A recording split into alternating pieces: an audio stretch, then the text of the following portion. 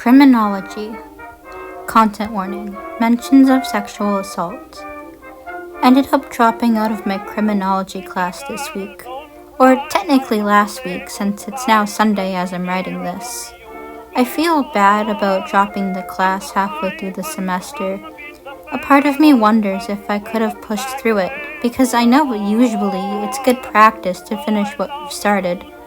Especially with university, where you have to pay for the classes. I don't know. I guess I just didn't think about the subject matter in the class as being a potential trigger. Or maybe I thought I would be able to handle it. Classic case of biting off more than you can chew. I suppose I thought I was past all of it. I mean, I spent the summer around him and I was fine. The human brain is weird. I can spend time with the person who hurt me and be okay, but actually reading and learning about why people commit crimes and how the legal system works is the thing that sends me into a panic. I thought I'd be over it by now. I mean, it was 6 years ago. I barely even remember what happened. The only memories I have of that summer are the aching pains I still feel in my body. How do you move on from something that your brain won't let you remember? How do you move on from something that the person you trust most in life keeps telling you never happened? And how do you forgive someone who hurt you in one of the worst ways possible? Life is strange and sad. It's sad when someone can be both kind and cruel.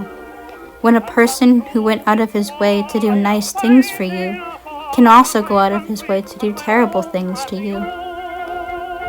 Am I a bad person if I forgive him? Am I a bad person if I don't forgive him?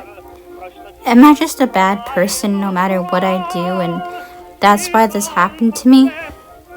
And how do you know if forgiveness is truly your own choice, if you've been force-fed the idea of forgiving for the last 6 years? Is it really your own choice, or are you just listening to the words of those you trusted who previously misled you?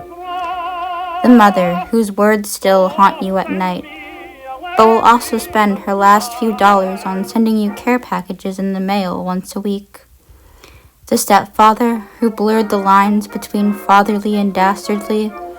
The man who was there for morning breakfasts, piano recitals, and drove you to orthodontist appointments, but who was also the cause for many sleepless nights. Years of inside jokes shared, but also years of inside pains and turmoil.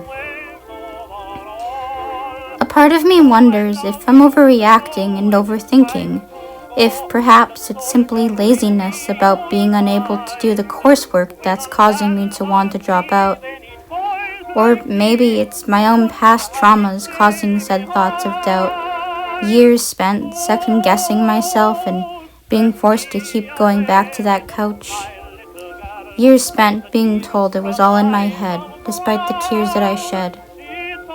The voices of those I love remain in my head, telling me to get over it and to stop acting like a victim. I guess I should learn to trust myself and my own limits, and to start listening to my own voice instead of that of others. Which also means recognizing when I've reached my limits, and learning to practice self-care by knowing when to call it quit. It's my life after all. The choices and decisions I make are my own. And a soldier in me you'll find. When on land or sea they need boys like me, you would not have me stay behind.